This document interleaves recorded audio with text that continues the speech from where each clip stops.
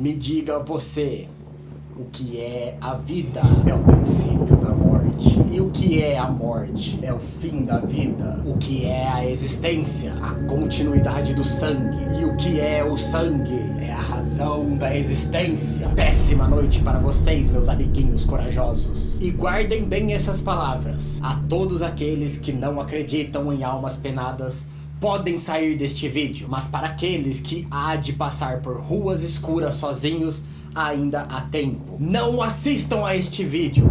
Vão embora! Tarde demais. Vocês não acreditaram. Querem mostrar uma coragem que não existe. Pois então fiquem. Sofram. Assistam. À meia-noite levarei sua alma.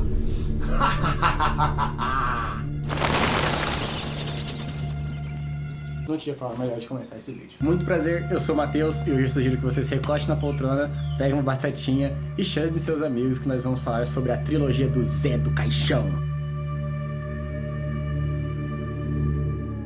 Antes da gente começar, eu acho bem justo dar uma pequena justificativa. Pra quem tá acompanhando o canal, sabe que eu tô testando um sisteminha de linhas com temas de vídeo. Então, cada linha no YouTube ali são 4 vídeos, cada 4 vídeos então vão ser arquitetados por um mesmo tema. E esse aqui é o nosso primeiro tema. E agora que tá no último vídeo, eu vou contar qual que era ele. A temática em questão é franquias trash dos anos 80. E pra isso a gente começou falando de Chuck, depois Basket Case, Evil Dead e agora Zé do Caixão. E eu já tinha todas as 4 franquias arquitetadas na cabeça antes mesmo de fazer o primeiro vídeo. Eu já sabia quais seriam os filmes que eu ia assistir e quais eu iria falar sobre. E pra esse último vídeo, eu deveria estar falando sobre Reanimator, que é o que eu tinha escolhido. Então eu ia ver os 3, né? O clássico, eu ia rever, eu já vi ele, A Noiva do Reanimator e o remake dos anos 2000. Mas é aquela velha história. As pessoas mudam conforme o tempo passa. Eu já tô há 2 meses preso nesse tema aqui, não era pra estar demorando tanto. Eu já estou ficando maluco, não aguento mais ver terror trash e eu quero ir pro próximo tema. Mas isso tá acontecendo justamente porque fui eu quem escolhi falar de franquias,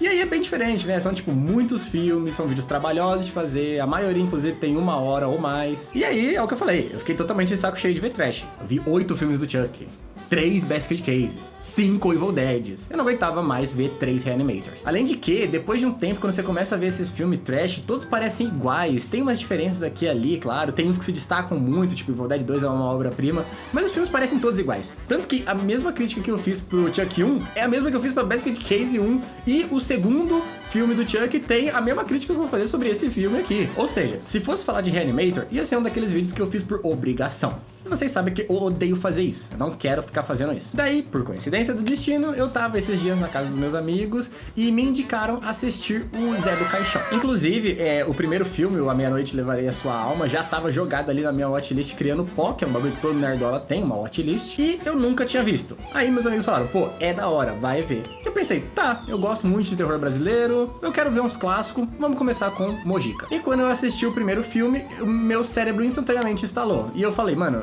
eu preciso falar sobre isso daqui. Mas caraca, eu tô no meio desse tema de franquias trash, e os 2 próximos temas inclusive já estão arquitetados, eu já sei quais vão ser, o que eu vou falar.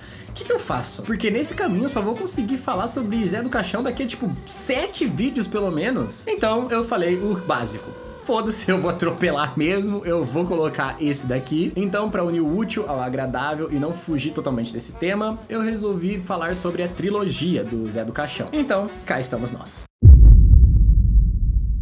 José Mojica Marins nasceu em 1936 em São Paulo e desde cedo respirou cinema. O pai era dono de cinema de bairro e foi nesse ambiente que o Mojica nasceu. E assim ele começou a se encantar com a 7ª arte. Ainda garoto, já dizia que queria ser diretor sem nem sequer saber o que significava isso. E aos 12 anos ele ganhou sua primeira câmera 8mm e ele já começou a brincar de filmar curtas com seus amigos. Nos anos 50, o Mojica montou a sua própria produtora, a Indústria Cinematográfica Apollo, e lá ele fez curtas e vários filmes de baixo orçamento que misturavam drama, faroeste e ação. Porém, foi só nos anos 60 que o Mojica encontrou a estética do seu personagem principal que alavancaria a sua carreira, o Zé do Caixão. Curiosidades à parte, o visual do Zé surgiu por acaso, tá? O Mojica um dia ia filmar um curta de terror e o ator não apareceu, aí por improviso ele mesmo pegou ali uma capa, uma cartola, umas unhas grandes e pum, tá aí o personagem. Foi assim que nasceu o coveiro mais famoso do terror brasileiro.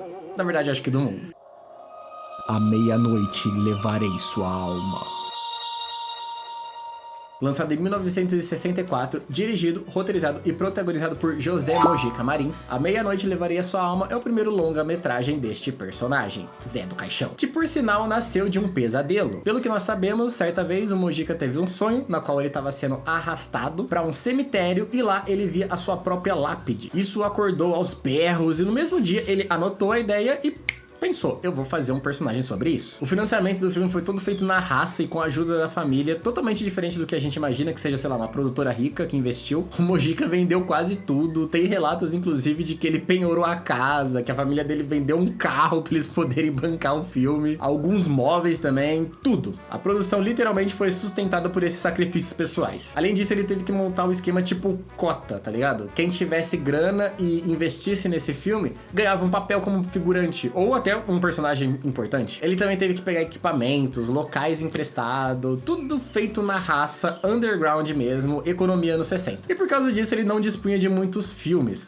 Na verdade, ele tinha só uns 13 ou 15 negativos ali, o que significa quase nenhuma segunda tomada, né? O filme tinha que ser feito ali, ó, na raça, na primeira vez acertou, pum, vamos pra próxima. Isso explica aquela sensação crua e bem direta que esse filme tem. Além de, claro, como toda obra underground, a maioria dos atores são famílias, amigos e conhecidos do Mojica. E algo muito interessante é que não apareceu nenhum ator que quisesse fazer o personagem protagonista, o Zé. Ninguém aceitou essa caracterização. Algumas pessoas até foram lá, mas as pessoas olhavam aquele roteiro e falavam, esse personagem não. Com isso, ele mesmo, o diretor, teve que assumir o papel. E já já vocês vão entender por quê, porque o personagem do Zé do Caixão é bem controverso mesmo. O filme se abre apresentando para nós tanto o núcleo de personagens, quanto o protagonista maquiavélico, Zé do Caixão. Um coveiro de uma cidadezinha local, que é o verdadeiro demônio na Terra. Além de ser um maluco super cético. Ele também é um psicopata, mas nesse primeiro momento os traços do Zé são mostrados de formas individuais. Ele é casado com a Lenita, uma mulher doce e gentil que ama seu marido. E o filme se passa numa sexta-feira santa, que, como vocês sabem, o nosso país é majoritariamente evangélico e segue algumas tradições religiosas, tipo não comer carne no dia 3 de abril. Então a Lenita serve o jantar apenas com arroz, feijão e legumes para o Zé, que imediatamente retruca: cadê a carne? E ela explica: hoje é sexta-feira santa. E o Zé rebate com uma frase incrível que começa a mostrar já um pouco da personalidade cética dele. Que me importa que hoje seja sexta-feira do santo ou do demônio? Hoje eu como carne, nem que seja de gente. E aí ele sai pra comprar um cordeiro. Mas antes topa com seu melhor amigo, Antônio, e a namorada dele, Terezinha. Assim, logo depois de um papo, a cena volta pro Zé comendo seu carneiro enquanto uma procissão passa na rua. E nesse começo, o filme gasta bastante seu tempo apresentando a personalidade do Zé e como o jeito dele vai levar ao clímax da trama. Então, ele sai de casa e dá de cara com a Terezinha e um amigo dela que a está levando até a casa da Dona Clemência. E lá, ele já barra isso tudo e com a sua imponência e terror psicológico, manda o cara embora e ele mesmo leva a Terezinha. Mas isso é só uma desculpa pra ele poder ter um momento a sós com a mulher onde ele tenta abusar dela. E isso meio que já explica a trama toda do filme, tá? O Zé é cético e não só não acredita na vida após a morte, como ele não acredita em nada. Ele acha que morreu, acabou, você não existe mais. O único jeito de manter a sua existência viva é passando seu sangue adiante através da sua prole, tendo filhos. Ou seja, pra ele, a imortalidade é mais ou menos a brisa do filme Coco, A Vida é uma Festa. Você só está vivo quando você ainda é lembrado pelos outros. A sua existência está na constituição das pessoas lembrarem que você existiu. E a Lenita, sua esposa, é infértil. Inclusive é um dos motivos pelo qual ele trata ela tão mal. E ele vê na Terezinha tanto uma mulher bonita que poderia render filhos bonitos, quanto a oportunidade de levar a sua existência adiante. Como ele mesmo diz no começo do filme, no discurso que eu narrei pra vocês na intro, o que é a existência? É a continuidade do sangue. E as ações do Zé a partir de agora são pra alcançar esse objetivo. Mas antes disso, tem a cena que ele tá frustrado de ter tentado abusar da mulher e não conseguido, e ele vai pro bar da cidade descontar a sua raiva nos outros. Porque uma coisa que é importante é que o Zé, assim como todo ditador, domina aquela cidadezinha com o seu intelecto superior e força física. E com isso, todos dessa cidadezinha humilde têm muito medo dele. E a galera é humilde mesmo. Aí ele chega no bar e faz o que quiser. Senta numa mesa de pôquer, ganha dos caras, corta os dedos de um mano ali com uma garrafa. Aí ele mesmo paga o médico pra cuidar do cara que ele acabou de mutilar. Obriga um outro maluco ali, religioso, a comer carneiro na sexta-feira santa. Começa a criar o caos e encher o saco de todo mundo. Esse mano é o verdadeiro espanta-rolê. Quando o Zé chega, todo mundo quer ir embora. E nessa, um dos caras ali tenta enfrentar ele, quando ele começa a abusar da garçonete. Mas aí o lado demoníaco do Zé vem à tona. Seus olhos literalmente ficam cheios de sangue e ele assume uma forma bestial e enlouquecida de ódio. E com um chicote, ele começa a atacar o cara quase até a morte, até que alguém separa a briga. Depois desse evento, a trama anda pra onde ela estava se dirigindo. O Zé sai dali e acompanha o Antônio e a Terezinha até a porta da casa deles, mas param pra trocar uma ideia. E a Terezinha, como amiga da Lenita, comenta sobre ela durante a conversa. E é nesse momento que o Zé tem o seu insight. Ele acha que a Terezinha não quer ficar com ele porque a Lenita está viva. Então, eu vou ter que arrumar essa situação. Por consequência, ele vai pra casa, mata sua esposa com uma aranha, que mais tarde vai virar marca registrada desse personagem, usar esses artrópodes venenosos e insetos rastejantes. E tem uma coisa que eu já vou explicar aqui pra adiantar. Durante muitos momentos vai aparecer essa bruxa aqui, que é uma mulher da cidade mesmo, e que além de ser cartomante, é uma bruxa, né? E ela vai amaldiçoar o Zé durante o filme todo. Depois disso, ele mata o Antônio, que é mais um obstáculo pra ele ficar com a Terezinha, e agora com o caminho livre, ele vai até a casa dela pra tomar a mulher pra si. Mas lógico que ela não quer ficar com ele, né? Então ele violenta ela e tem uma cena muito assustadora de um estupro. Com isso, a Terezinha diz que ele desonrou ela e ela vai se matar. Tanto porque ela não vai dar um filho pra ele, quanto por vingança. Porque ela amaldiçoa o nome dele, dizendo que à meia-noite virá buscar a alma do Zé. E o mesmo retruca de uma forma muito asquerosa, que é o que o Zé do Caixão é. Ele é um cara asqueroso, dizendo que se pra onde ele for tiver mulher bonita como ele iria com todo prazer. Sim, esse cara é nojento. No fim das contas, a Terezinha realmente se mata, mas no bilhete de suicídio ela não diz que o Zé fez o que fez com ela, o que é muito estranho, mas a gente vai entender. Em seguida, o Zé também mata o médico da cidade, porque se ele fizer uma autópsia boa no corpo dela, ele vai achar o DNA dele e o cara vai ser acusado dos crimes que fez. E os últimos 28 minutos desse filme são uma loucura. É o Zé do Caixão sendo atormentado por vozes e delírios, até chegar no final. Primeiro, durante uma tempestade, ele surta, ouvindo as vozes das pessoas que ele matou, e aí ele começa a se martirizar pelo que fez, se declarando culpado mesmo, e que se for pra pagar, que assim seja. Aí, como nada acontece com ele fisicamente, o maluco começa a blasfemar contra os mortos, dizendo que não existe espírito, e é isso aí. Esse aqui é um filme muito herege, tá? No dia seguinte, quer dizer, sei lá quantos dias se passam nesse filme, mas acho que no dia seguinte, ele vai até o bar. Briga com o tio da atendente, que o Zé vive bulinando, e enfia uma coroa de espinhos de uma estátua de Jesus na cara do mano. E lá aparece uma moça perdida dizendo que precisa que alguém a acompanhe até o outro lado do cemitério. Mas como hoje é dia dos mortos e todos da cidadezinha são muito supersticiosos, ninguém vai acompanhá-la. A não ser, é claro, o Zé do Caixão, que não crê em nada. E depois de tudo que nós já vimos esse maldito fazer, dá até um nervoso de pensar nele indo sozinho com uma mulher bonita andar na estrada escura. Mas por incrível que pareça, nada acontece. Eles trocam ideia, a mulher tem concepções bem parecidas com a do Zé, ela é bem cética também, e em nenhum momento ele avança nela, ele nem sequer dá em cima da mina. Eles não fazem nada, só conversam mesmo. Ela, inclusive, até gosta dele e diz que espera vê-lo de novo. A propósito, depois que ele vai embora, tem um momento até humano desse personagem, que ele diz que a moça é bonita e que ele deveria agir direito para conquistá-la. Mas é tarde demais pra ser bonzinho e sentir remorsos, é. Nesse caminho, a bruxa joga um último agouro nele, que hoje, no Dia dos Mortos, à meia-noite, a sua alma será levada. E aí tem uma cena de terror mas muito foda. Ele vai vendo vários presságios pelo caminho, até que no clímax o fantasma do Antônio aparece e assombra ele. E não só o do Antônio, vários fantasmas aparecem, uma procissão de fantasmas aparece. Tem também uma cena que ele vê a si mesmo dentro de um caixão sendo enterrado, e aí o cara começa a fugir, se machuca no caminho, é atacado, sangra, até que no fim ele chega no cemitério onde as pessoas que ele matou foram enterradas. E lá, ele ainda cético, mesmo depois de tudo isso, abre os caixões para ver os corpos. E eles estão lá. O que assusta mais ainda ele, realmente são fantasmas que o estão atormentando. Na verdade, isso assusta o Zé a ponto dele morrer. Ou talvez seja porque deu meia-noite e sua alma foi levada. Na última cena, o povo da cidade chega no cemitério e vê aquele panorama aterrador do Zé do Caixão com os olhos esbugalhados, atônito e aparentemente morto. A Meia-Noite Levaria Sua Alma é um filmaço. Esse ano, inclusive, teve poucas obras que eu vi que eu me apaixonei e que eu dei nota 10. Na verdade, pra ser bem específico, foram 5 contando com esse filme aqui. Sendo que eu vi 118. Não, eu não me orgulho disso. E puta que pariu. Eu fui ver muito despretensiosamente. Tipo, eu não conhecia nada de Zé do Caixão. Esse filme tava jogado na minha watchlist, mofando. E eventualmente, em algum momento, eu ia assistir. E aí deu na minha mente, pô, terror brasileiro, faz tempo que eu não vejo, vou assistir uns clássicos, vamos começar pelo Zé. E caraca, velho.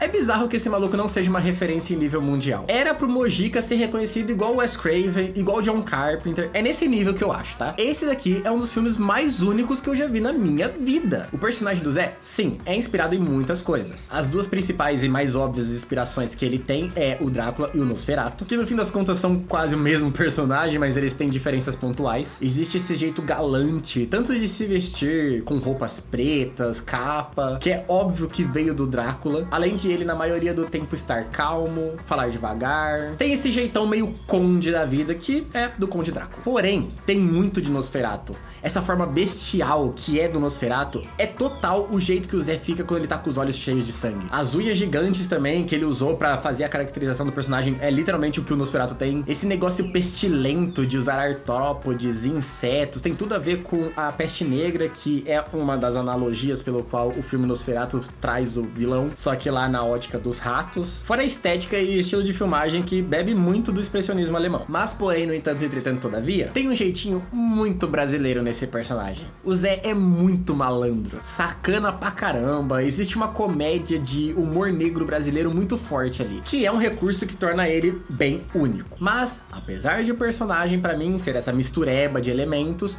o filme é um bagulho que tipo assim, eu nunca vi nada parecido. Juro, não tem nada na minha mente que eu consegui pensar que seja relacionado a esse filme, que tem alguma coisa parecida. Ele é muito único. O que, inclusive, é muito estranho, porque geralmente arte é um reciclado de coisas. Inclusive, a gente vai ver que no próximo, o Esta Noite Encarnarei o Teu Cadáver, ele literalmente é muito referência de outras coisas. Ele parece, na verdade, uma aventura spin-off dos monstros clássicos da Universal, só que no Brasil. Agora, esse filme, ele é único demais, velho. É bizarro. Que parece que ele pegou a história de romance do Drácula ali e deu uma subvertida, pra assim fazer um terror asqueroso e doentio. Então, tipo assim, o Drácula vira um vilão porque ele ama sua esposa e ela foi morta. Assim, ele faz um pacto com o demônio pra ganhar poderes e se vingar das pessoas. Agora o Zé já nasce sendo o próprio diabo. Ele é mau por natureza e ele mata sua esposa, e não por amor, mas por interesses próprios. Além disso, tem um bagulho ali que não fica explícito se ele amou a Terezinha ou se ele só ficou com ela realmente porque ele queria ter um filho. Na cena que ele tá blasfemando contra os espíritos no meio da tempestade, ele comenta sobre ela. E ele fala, eu fiz tudo por você, Terezinha. E tem um lance ali meio de romance, mas ao mesmo tempo o cara a mina. Então não dá pra entender 100% quais que são as intenções desse vilão.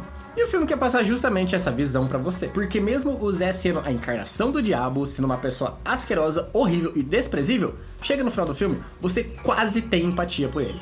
Quase. Inclusive me dá muita raiva isso, porque teve uma pitadinha de mim ali que falou, nossa, talvez eu não queira que ele morra. O que é muito diferente de, por exemplo, fazendo uma analogia, A Casa que o Jack Construiu, que eu assisti recentemente, que é mais ou menos a mesma vibe. Você assiste o filme pela ótica do vilão. Mas lá é diferente, né? Eu passei o filme inteiro torcendo pro cara morrer, porque ele é um neonazista. A propósito, aqui ó, Lars von Trier, eu te odeio. Porque no fim das contas, ele é o protagonista, mesmo sendo uma pessoa horrível. E como eu já comentei em outros vídeos, terror, acima de tudo, pra ser bom, precisa ser um bom drama. E uma característica marcante do drama são os estudos de personagem. É muito incomum você sentir medo por uma personagem que você não se importa ou que você queira que morra. E na moral, eu senti medo no final, velho. É esquisito falar isso, porque é um filme de quase 65 anos, mas o final aqui é muito bem feito. Ele realmente consegue ser assustador. A construção do terror na cena que o Zé é atormentado, até chegar o jumpscare ali do Antônio, mano, papo de bater palma, é sério mesmo. O Mojica é um gênio. Tem um silêncio de, sei lá, uns 3 minutos que vai acontecendo várias coisinhas, mesclado com o som ambiente, que já é assustador por si só. E aí, em cima disso, tem muitas vezes repetindo as maldições que a bruxa fez pra ele, pra no clímax, pum, ter a cena mais impactante. Os fantasmas realmente existem. Até porque o filme é rodeado por isso, né? Ele é sobre isso. O Zé é cético no nível máximo, ele não acredita em nada, nada mesmo. O maluco blasfema contra judeu, católico, protestante, espírita, tudo. E não é um cético tipo ateu normal. É um cético, tipo, ele é maldoso. Ele vai no cemitério, chuta a lápide dos outros, xinga os mortos, cospe em oferenda de um bandista. Tipo assim, ele é intolerante religioso, ele é maldoso. O maluco não tem medo mesmo e nem um pouco de respeito. E o filme aproveita disso pra ser muito profano. Mano, tem uma cena que ele pega uma coroa de espinhos numa estátua de Jesus e usa pra mutilar um cara, pô. Mas demora tanto pros fantasmas aparecerem que você, como espectador, começa a compadecer dessa teoria do Zé. Você começa a falar, caraca, os fantasmas não vão aparecer pra amaldiçoar esse cara, porque demora muito. Ele blasfema o filme inteiro contra todo mundo. É bizarro. Mas isso faz muito sentido do porquê que os atores que o Mojica tava tentando contratar não queriam fazer esse personagem. Tipo, isso é um filme da década de 60. E se hoje em dia a gente ainda tem bancada evangélica no Planalto que decide a vida de 220 milhões de brasileiros, quem dirá, mano, quantos anos atrás? 60 anos atrás? O nosso país é muito crente e muito pautado na fé religiosa. Então não é só um bagulho de tabuzinho, tipo, vamos falar sobre espíritos, o filme é sobre isso. Ele é um filme pagão mesmo, no nível mais baixo da palavra, no nível pejorativo do que ela significa. É muito maluco que ele tenha conseguido fazer esse filme aqui. Mas obviamente ele foi proibidaço. Teve censuras, cortes, um monte de problema até ele finalmente conseguir lançar de verdade essa obra. Outra coisa que eu quero muito falar é que eu disse que esse filme é muito único, e ele é mesmo, mas tem esse bagulho sobre ele ser um filme de terror pautado pela ótica do próprio vilão. O vilão é, na verdade, o protagonista. E recentemente surgiu um hype absurdo sobre o filme... Qual que é o nome dessa bosta?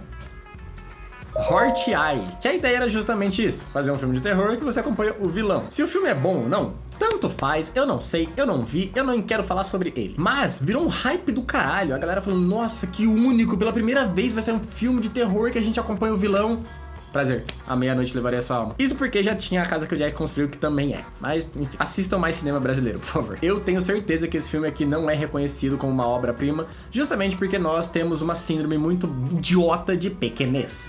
O que é nosso não presta e o que é de fora é muito foda. Brasileiro é assim, infelizmente. Porque se não fosse, isso daqui seria um clássico. Era pra esse filme aqui ser do nível The Thing, O Exorcista, obras assim, muito à frente do seu tempo, que revolucionaram gêneros e que, mano, ditaram moda. É decepcionante pra mim que Zé do Caixão seja tão pouco cultuado. Não que seja pouco, mas pro nível que ele é, nossa, ele merecia muito mais reconhecimento. O maluco é um gênio mesmo, muito à frente do seu tempo. Ele é um gênio de direção, de atuação, ele manda muito como ator. Esse cara é foda. Parabéns, Mojica, e me desculpa pelo crime de não ter assistido seus filmes antes. Mas no fim das contas, esse aqui foi o abre portas pra eu conhecer esse diretor. E aí eu já topei de cara com o filme nota 10.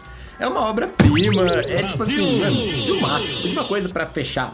Eu comentei no vídeo de Evil Dead o quanto esses tabus, suicídio, violência sexual, aborto e etc. são coisas muito difíceis de tratar na literatura. E não só na literatura, mas artes em geral. Pra mim tem que ter muito tato pra falar sobre esse tipo de coisa e não ficar escroto. Tanto que no Evil Dead 1 fizeram isso e ficou muito fetichista. E fetichista sobre esse tipo de coisa não dá, tá ligado? É muito ruim, é ruim de assistir, é bizarro. Nesse filme aqui tem uma cena de... E, mano, eu juro, fazia tempo que eu não vi um bagulho tão assustador. A Terezinha tá com um passarinho na mão, um pássaro de verdade, quer dizer... No filme, eles falam que é de verdade. Tem um corte de câmeras ali pra trocar do pássaro de mentira pro de verdade, tá? Eles não mataram um passarinho mesmo. Mas enfim, a personagem tá com um pássaro na mão. E aí o Zé tenta atacar ela, ela rejeita, aí ele bate nela, deixa a menina toda machucada, até ele chegar no ápice que ele começa a abusar dela. E começa com ele passando a mão no corpo dela e você pensa, nossa, essa cena vai ficar fetichista? Não, porque aí ele já corta direto pra mão da Terezinha esmagando o pássaro. Eles cortam ali, tira totalmente o foco do corpo dos personagens, dá esse close-up na mão. E ela tá esmagando ele com muita raiva e ódio, até o pássaro morrer. Que é exatamente assim que ela tá se sentindo. Na verdade, o pássaro sendo sufocado e esmagado até a morte reflete justamente o que é o sentimento da Terezinha, de impotência. Absurdo. É assustador demais essa cena, é asquerosa, sei lá, é Zé do Caixão. Mojica é, mano, atormentado pela cabeça pra conseguir fazer uma cena tão assustadora assim.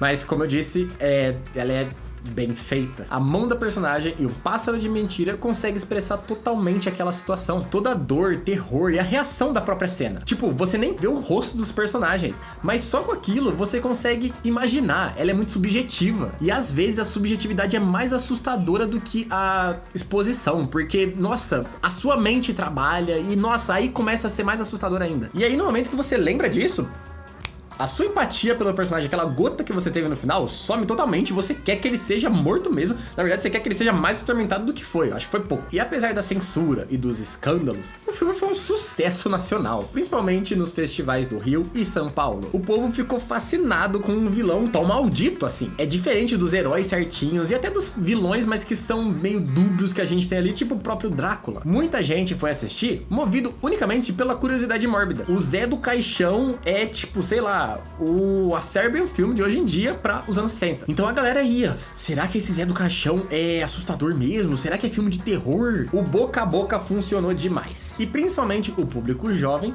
pirava. Afinal de contas, foi o primeiro filme de terror nacional. Se isso já é um bagulho raro hoje em dia, imagina na década de 60. Em contrapartida, logicamente, a crítica séria desceu a lenha no filme. Os jornais chamavam de cinema pobre, vulgar, sem alma, sem identidade. Normal, né? Tudo que é contra a cultura sempre é tratado dessa forma quando aparece. Então não me impressiona nem um pouco, ainda mais num país de reacionário e conservador. Alguns críticos até comparavam o Mojica ao Ed Wood brasileiro, mas tipo, no sentido pejorativo, se você conhece Ed Wood. Poucas pessoas viram que o filme tinha uma pegada existencialista, niilista e filosófica de verdade que ele queria falar. Toda essa violência que o filme constrói é objetivo. Inclusive é algo que só começou a ser reconhecido anos depois. Normal, né? Até o The Thing do John Carpenter, que é um clássico também, quando lançou, era um filme muito à frente do seu tempo, a galera falou, nossa, que lixo. É isso, contra a cultura geralmente é tratado dessa forma. Mas mesmo assim, o filme fez uma ótima bilheteria no círculo popular. Principalmente em sessões noturnas de bairro, né? Eu não consegui achar os dados, mas estima-se que ele tenha lucrado várias vezes o que custou. Isso é óbvio, mas enfim, é a única coisa que eu consegui achar, desculpa. Se você tem essa info, coloca aí quanto faturou a Meia-Noite Levaria Sua Alma. Mas isso só serviu pra garantir que o Mojica pudesse fazer uma continuação. Esta noite encarnarei o teu cadáver. Com isso, A Meia-Noite Levaria Sua Alma foi o primeiro filme de terror 100% brasileiro. E o escândalo em torno dele, acusado de blasfemo, imoral e anticristo, só fez o Zé do Caixão virar um personagem icônico no imaginário popular. E o sucesso comercial foi bom o suficiente para convencer o Mojica a continuar essa saga. Ele próprio já dizia que o personagem não podia morrer. Afinal, se o público tem medo do Zé do Caixão, o Zé do Caixão tem que continuar existindo. Na verdade, seria um desperdício de uma mina de ouro, como ele mesmo dizia, matar esse personagem. Com isso, ele inventou uma saída narrativa que eu vou explicar pra vocês daqui a pouco. E pra essa continuação, o Mojica queria algo mais grotesco, inovador, teatral. O primeiro filme era quase que um terror psicológico, totalmente realismo e sombrio, mas no segundo ele já queria outra parada. Cenas de pesadelo, monstros, cores vibrantes. Então, mais uma vez, roteirizado, dirigido e atuado por José Mojica Marins, Esta Noite Encarnarei o Teu Cadáver ganhou forma. O filme se abre recapitulando o anterior, em meio aos créditos iniciais que dão louvor a quem participou desta obra, e ao mesmo tempo dão o contexto de como o Zé do Caixão voltou para essa continuação, já que o maluco tinha morrido no filme passado. E ele é o seguinte: aparentemente o Zé não morreu, e isso é explicado com um figurante simplesmente falando, ele ainda vive. E dessa forma super explicativa, não dá pra discordar. Aí tem também um tribunal na qual o Zé é absolvido dos seus crimes por falta de provas, e além disso, os médicos conseguiram trazer o cara de volta à vida e reconstruir o rosto dele que estava todo destruído. Com isso, Zé do Caixão volta para sua cidadezinha pra atormentar as pessoas e conquistar o seu objetivo, ter um filho. Que agora, segundo ele, tem um plus a mais. Tem que ser um filho perfeito. Então ele vai atrás de sequestrar 6 mulheres que ele julga terem as características para serem as mulheres perfeitas para ele. São moças relativamente jovens, menos de 40, em torno dos 20 a 30 anos, bonitas e que tenham um gosto pelo ceticismo e niilismo, parecido com o Zé.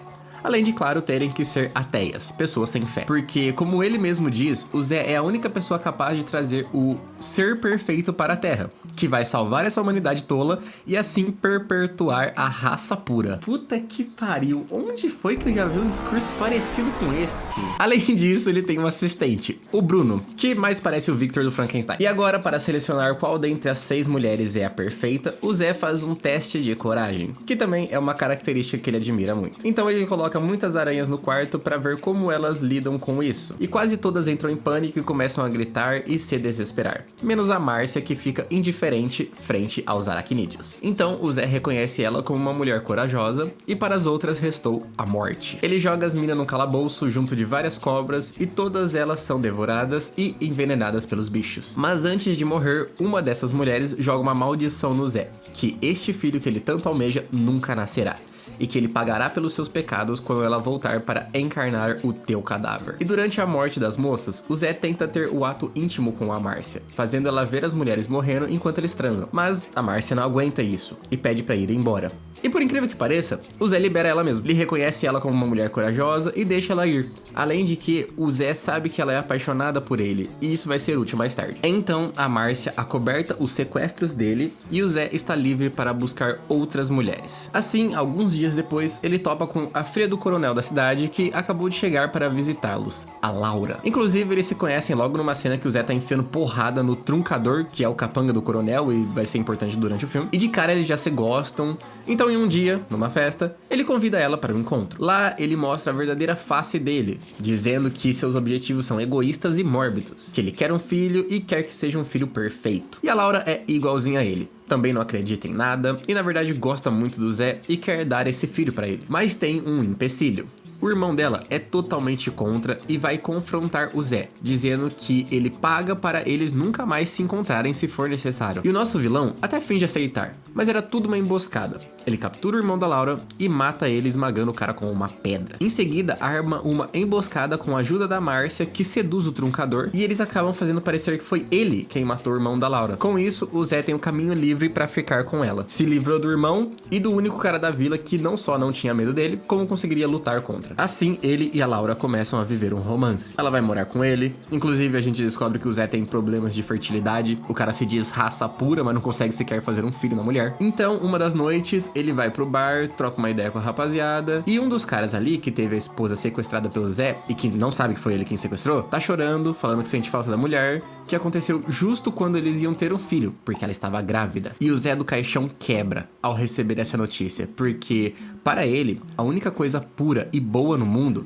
são as crianças. E ele não sabia que a mulher estava grávida. Então, ele matou uma criança. E na sua concepção, isso é o pior mal que um ser humano pode fazer. Assim, ele volta para casa, arrasado, conta para Laura o que fez e ela nem liga. Fala que não tem problema, mas ele tá destruído por ter matado uma criança. Então, naquela mesma noite, algo bizarro acontece. Uma figura alta, totalmente preta, na verdade parece mais que está vestida com roupas de couro, aparece no quarto e puxa o Zé pelos pés, levando-o até um cemitério onde mãos começam a sair da terra e o puxam para baixo, diretamente para o inferno. Nesse momento, o filme, que era todo em preto e branco, fica colorido. E lá no inferno, o Zé passa por diversos andares, corredores e cavernas, onde alguns demônios estão torturando almas que foram mandadas para lá de várias formas macabras. Até que no clímax da cena, ele chega numa caverna, onde o próprio capeta está lá, personificado como a forma do Zé do Caixão. E ele começa a trazer várias almas para serem chicoteadas, perfuradas e maltratadas, e o Zé fica extremamente assustado.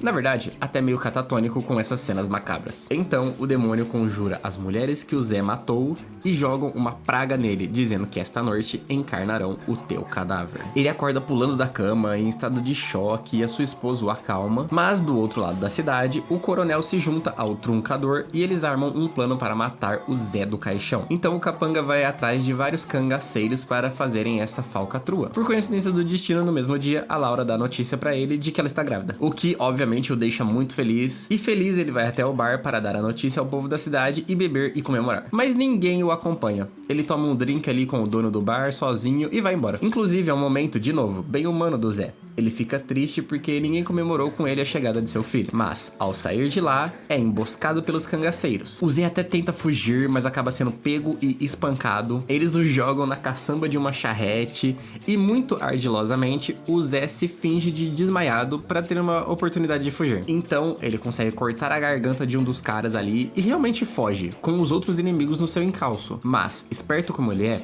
ele começa a isolar os combates. Primeiro ele pega o loirinho ali que tava doidinho pra matar o Zé e crava um machado na cabeça do cara. Depois ele atravessa o pântano que fica entre a cidade e a sua casa e que as pessoas não conhecem e não sabem como atravessar. Por causa disso, os malucos são tragados pelo pântano e morrem afogados, e assim o Zé consegue fugir. Aí, pra fechar os arcos de personagem, a Márcia acaba se matando, tomando veneno, porque ela não aguenta mais ser cúmplice dos crimes do Zé do Caixão. Mas antes de dar seu último suspiro, ela fala que foi ele quem fez fez tudo aquilo. Com isso, o povo da cidade junto do coronel se unem para ir matar o vilão. E antes de ele ser pego, a Laura entra em trabalho de parto, mas por algum motivo dá umas complicações e ela morre no parto e o filho também não consegue nascer. Então, assim como aquela mulher tinha amaldiçoado ele, o Zé não consegue ter seu filho. Na verdade, ele perdeu tudo agora. E tem um final até parecido com o anterior. Ele é atormentado pelos espíritos das vítimas dele, começa a blasfemar contra a existência do sobrenatural e mesmo sendo provado a existência, ele continua sendo cético. O povo da cidade chega pra matá-lo e o Zé é perseguido até levar um tiro do cara que era o marido da mulher que jogou a maldição nele. Assim, todo machucado, ele cai no mesmo pântano que ele afogou seus perseguidores. E lá, os esqueletos desses caras puxam o Zé pra baixo para sua morte. E, estranhamente, como frase final, ele renuncia sua heresia e aceita Deus. Ele até fala: eu creio em tua força, Deus, salvai-me. Nada a ver, mas eu vou explicar por que isso aconteceu. Esta Noite Encarnarei o Teu Cadáver é um filme relativamente complicado. Eu não odiei, nem de longe, mas eu não amei como o anterior. Mas vamos destrinchar os pontos positivos que ele tem bastante antes de eu começar a explicar por que eu não gostei tanto. E pra mim, o ponto alto, o auge desse filme é a estética. Além, é claro, de a câmera ser melhor porque ele tinha mais dinheiro e o filme fica mais visível e bonito, todas as inovações que foram trazidas são sensacionais. Desde o design da casa nova do Zé, que é literalmente o castelo de qualquer monstro clássico da Universal que você pensar aí, Drácula, Frankenstein da vida, até a melhor cena do filme, que é a fantástica cena do inferno. Aliás, esse negócio, né, essa referência de monstros da Universal é muito escrachado aqui, tá? É nítido o quanto ele bebeu da fonte. O Zé tem o Bruno como serviçal, que é literalmente igualzinho o Victor do Frankenstein. Tem essa casa dele, que é esse casarão longe da cidade, que na verdade ela é separada por esse pântano, e inclusive parece muito que é um complexo de masmorras a casa dele. Aí tem o subterrâneo, onde ele prende as mulheres lá pra fazer os experimentos, que é idêntico ao calabouço do Frankenstein, onde ele fazia os experimentos. E essa estética não só acrescenta valor à narrativa, mas ao personagem também. Isso seja de forma positiva ou negativa, tá? Porque nem 100% é positivo. Mas antes de comentar o que eu acho de negativo sobre isso, a gente tem que falar sobre a cena do inferno, que na moral é muito foda. Pra mim é o ponto mais marcante que eles conseguiram fazer de visual desses dois filmes, tá? Tanto o primeiro quanto o segundo. E tudo que ele faz ali na direção contribui pra essa cena ser tão impactante e marcante. A introdução dela já começa com aquele ser bem assustador, daquele homem alto e magro usando aquelas roupas de couro, que é uma imagem muito macabra. Eu achei, na verdade, um visual muito maneiro. Eu tinha que aproveitar mais desse personagem aí, que parece meio que tipo um mensageiro do inferno. Ele vem e traz as pessoas, e ele arrasta o Zé até o cemitério, onde as mãos começam a puxar ele pra ele ser dragado pro inferno. E a gente tem que lembrar que isso aqui é os anos 60, tá? A gente não tinha tantos filmes de terror igual a gente tem hoje em dia, tipo Arraste-me para o Inferno, que era um conceito comum já, mãos puxando as pessoas pro inferno.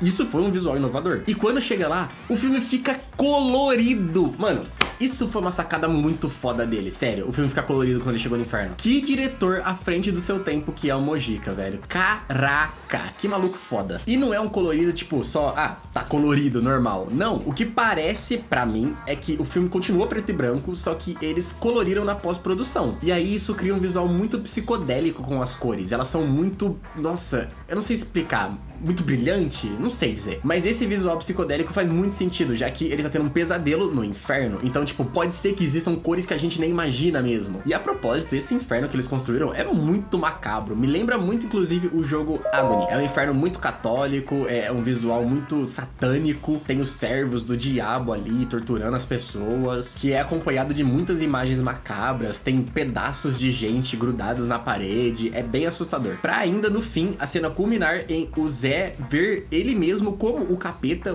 personifica a imagem dele, e ele ser amaldiçoado pelas vítimas que ele mesmo assassinou. Essa parte do filme é simplesmente fantástica. Mas aí também entra a minha crítica. Eu escolhi falar dessa saga, primeiro, porque eu assisti o primeiro filme assim, despretensiosamente, e eu gostei demais dele, mas também pra fugir um pouco daquela chatice que tava ver um zilhão de filmes trash anos 80 que são todos iguais. E por incrível que pareça, eu acabei caindo no mesmo problema. O que só me faz enxergar que, na verdade, isso é um problema atemporal. É baseado no gênero, ou às vezes até no conceito de como a arte, né, a sétima arte de cinema é construído, e não no nicho específico terror trash. Chuck 1 é um filme simplista, pé no chão. Já o segundo é a famosa continuação Maior e Melhor, que replica a fórmula narrativa tentando engrandecer os acontecimentos do primeiro filme de uma forma mais impactante.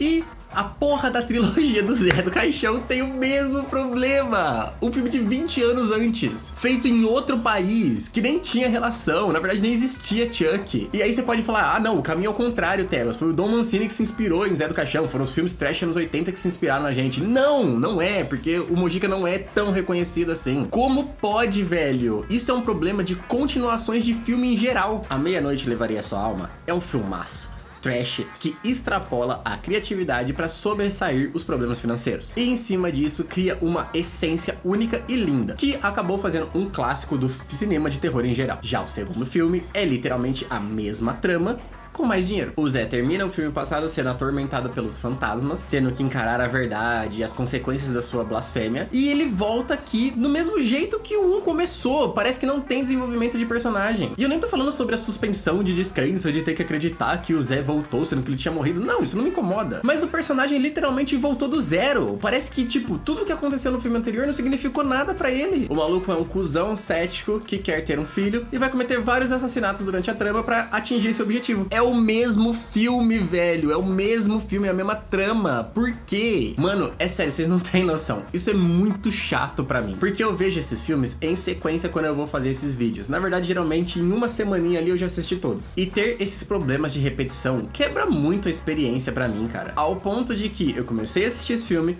vi os primeiros 40 minutos e falei, não é possível que ele tá fazendo isso comigo, velho. Ele tá replicando a fórmula narrativa. E eu pausei, dei um 10 e fui terminar, tipo, só no dia seguinte. E eu não gosto de fazer isso. Pra mim isso é ridículo. O filme tem 1h40 só, 1h50.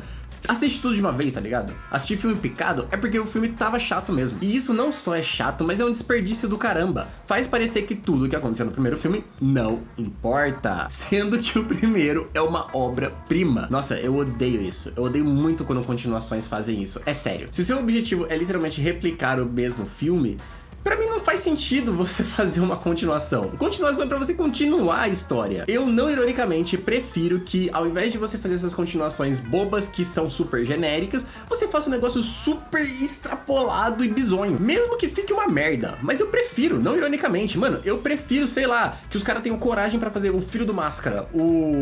Como que é o nome daquela merda? Halloween Ends, do que fazer uma continuação que literalmente continua, que literalmente replica a mesma fórmula narrativa. É um bagulho que realmente atrapalha a minha experiência quando eu consigo perceber isso, velho. Faz um filme bom ficar ruim ou medíocre, e isso aqui é um filme bom, mas esse negócio já me quebrou muito. Então, pra mim, Esta Noite Encarnarei o Seu Cadáver é o Chuck 2, a famosa continuação que faz tudo maior e melhor. E aqui, ele literalmente replica tudo tentando engrandecer. Tem as cenas do poker, tem os assassinatos, tem o final apoteótico, é tudo igual. Mas o design do filme era muito foda porque eles tinham dinheiro. Salvo raras exceções, como eu falei, Evil Dead 2, que realmente consegue superar o clássico. Em sua grande maioria, quando os filmes fazem isso, pra mim só fica medíocre. Mas depois que eu fui assistir no segundo dia, eu consegui colocar isso de lado e embarquei na aventura. E aí eu achei um problema a mais que também, nossa, me tirou muito da trama. O Zé do Caixão aqui virou outra pessoa, tá? Eles não só não continuaram aquele desenvolvimento que ele teve no primeiro filme, mas subverteram muito esse personagem. No 1, o cara é um verme, um maluco super sujo, asqueroso e nojento. As cenas são filmadas com close-ups na boca dele pra justamente dar esse ar de repulsa. É um cara super cético também, muito blasfemo e herege. Isso no sentido mais pejorativo do que essa palavra pode significar, porque não é só ele ser ateu. Ele é intolerante mesmo, ele é desrespeitoso com a religião dos outros, é isso. E o objetivo desse personagem é ter um filho, que o filme inclusive não explicita se é homem ou mulher. Ele só quer ter a continuidade do sangue. Já aqui no segundo filme, essa base existe, mas ela é muito modificada, a ponto de que pra mim realmente parecem personagens diferentes, tá? O Zé aqui já não é mais esse cara sujo que abusa de mulheres, não que eu goste disso, pelo amor de Deus, mas é uma característica do personagem que se perdeu, e que por sinal era tipo um dos bagulhos mais marcantes dele lá no primeiro filme. Ele tem também esse bagulho de amor incondicional pelas crianças, que é só pincelado no anterior, mas aqui é super explícito, é tipo assim, ele fica atormentado quando ele descobre que matou uma criança, e o objetivo dele aqui é criar o ser perfeito, porque segundo o próprio Zé, ele é perfeito. E assim ele precisa também da mulher perfeita, segundo os conceitos dele do que significa perfeição, que tem que ser uma pessoa relativamente jovem, descrente, bonita e niilista, pra ter um filho homem perfeito que vai mudar o mundo, salvar a humanidade, e assim o Zé vai estar entregando para as pessoas a raça pura. Alô? Por que o Zé do Caixão virou um neonazista do nada? E me entendam bem pra depois não ficar aí, nossa, então o Mojica era nazista? Não, não é isso que eu tô falando. Até porque é só um personagem que o diretor criou. É totalmente diferente, reiterando da comparação que eu fiz no filme anterior, o Lars von Trier com A Casa que Jack Construiu, que o maluco literalmente tá se colocando no personagem porque ele é nazista. Aqui é um diretor dando vida a um vilão, só isso. Mas por que o vilão tem que ter essas características, Mojica? Chega a ponto dele ser eugenista, cara. Porque ele captura as mulheres e faz o teste pra ver qual delas é capaz de ser a mulher perfeita, segundo a sua concepção do que é perfeição, e assim dar a luz ao ser perfeito. E as que não são, ele descarta. Porra, vocês não estão vendo a comparação? Esse negócio de descartar ser humano, ser perfeito. E ele ainda mata elas num calabouço que parece muito uma câmara de gás. Ai, nossa.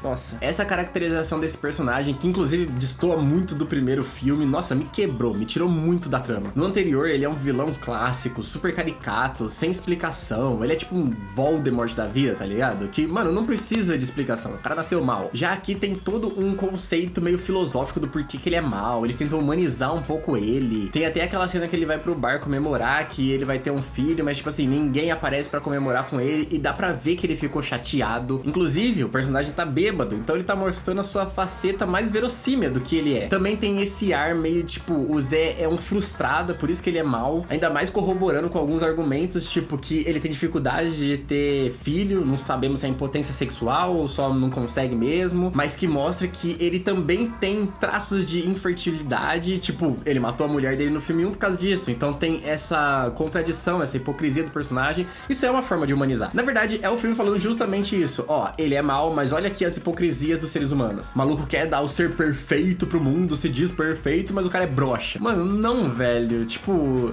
é legal, mas eu não quero ter esse tipo de comentário num filme sobre Zé do Caixão. Eu prefiro que ele seja um vilão clássico e caricato. Ele também fica super assustado quando ele vê o inferno, parece um medroso gritando ali. O filme, na verdade, está criticando o próprio personagem. Existe ali um tom muito forte de sátira do Mojica pra com o Zé do Caixão. Mas, honestamente, eu não gostei dessa leitura e esse personagem não parece o mesmo do primeiro filme. Tem muitas diferenças muito marcantes. A ponto de eu não conseguir me conectar nem um pingo com ele, tá ligado? Eu só vi um fascista frustrado, um neonazista frustrado, é isso que eu enxergava. Me parece, na verdade, qualquer reaça boçal que tem por aí no Brasil. Tem um monte, velho branco boçal reacionário. Ah, que legal. Não consegui me relacionar com o personagem. Esses dois problemas pra mim foram o que me atrapalharam muito durante a experiência desse filme. Estética fantástica, mas replica a fórmula narrativa tentando engrandecer todos os eventos. Mas se você conseguir colocar isso de lado, que eu consegui fazer depois, o Zé vira um neonazista reacionário doente. Então, esses dois problemas pra mim, mano, puxaram o filme muito pra baixo. Ah, e sobre o final que eu falei que eu ia explicar lá, que ele aceita a Deus,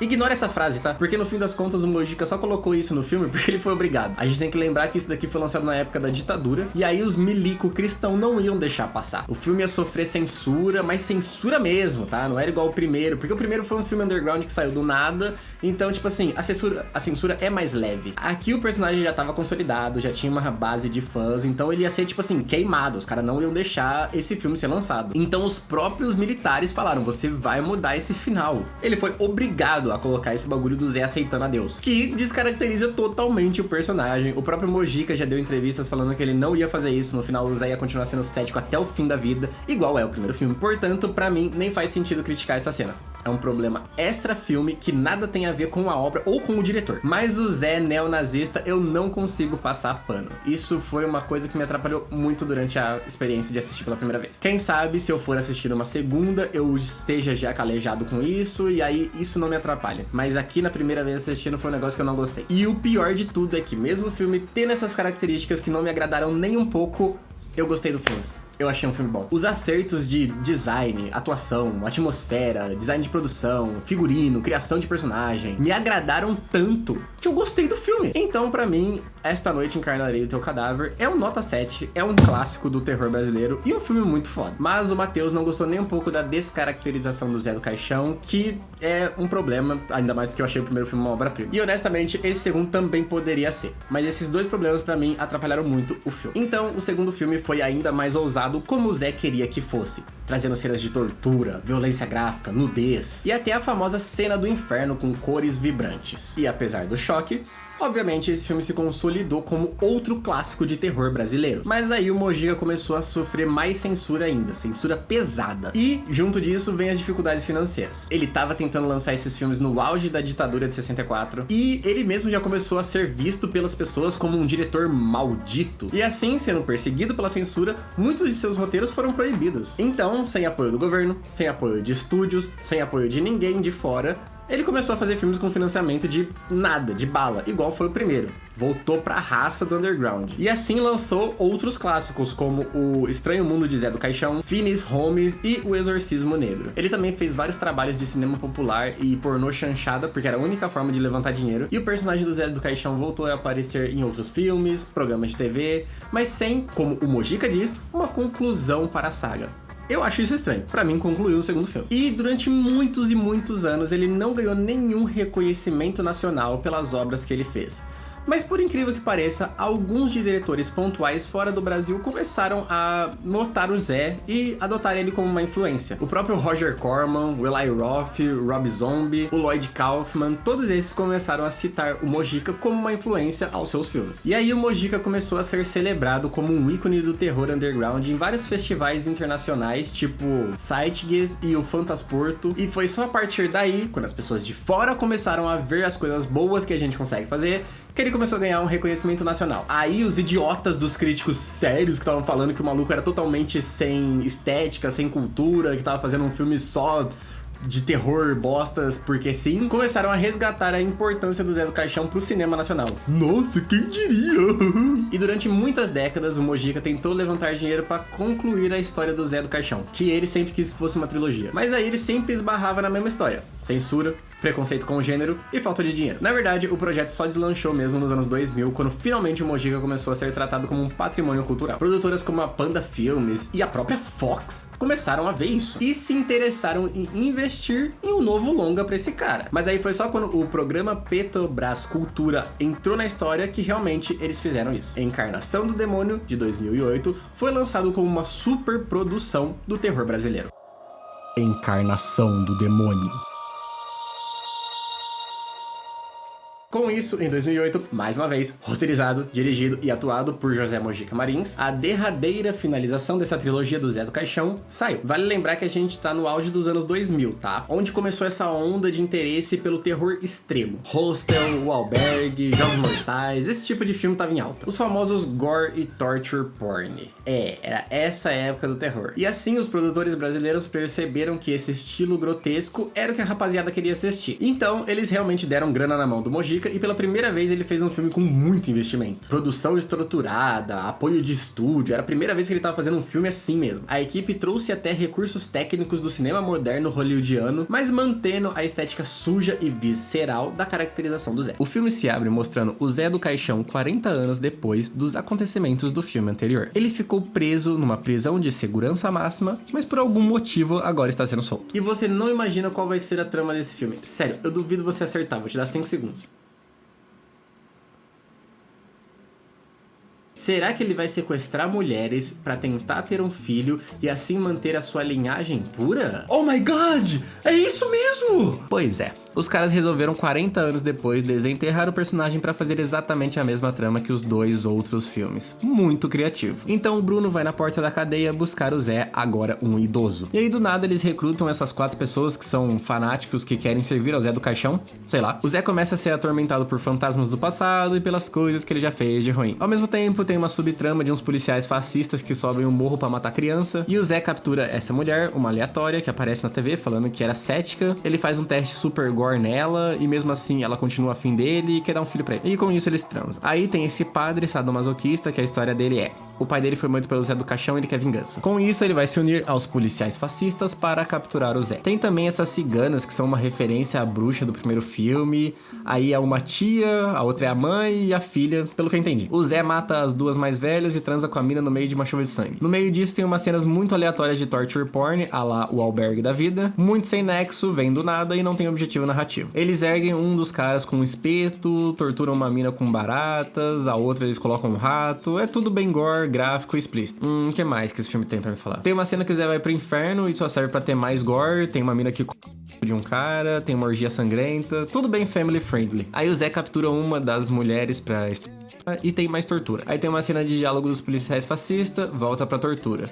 Aí tem mais tortura também. E no fim, os fascistas e o padre acham o Zé do Caixão. Tem uma perseguição final de bosta, que inclusive termina com o Zé matando um dos capitães. Aí o outro encurrala ele, tem a oportunidade de matar o cara. Ele literalmente coloca a arma na cabeça do velho, mas os fantasmas das crianças que ele matou aparecem e ele fica perdido por causa disso e não consegue matar o Zé. Aí o maluco vai e esfaqueia ele. Boa. O padre tem um confronto final com o vilão, ganha, né? Crava uma estaca no peito do Zé, faz uma reza pra mandar ele pro inferno e chama ele de filho da puta. O fantasma do Zé finge que vai pegar o padre. Não entendi essa cena. Uma das minas que servia a ele, daqueles 4 aleatórios, aparece. Aí tem uma cena de...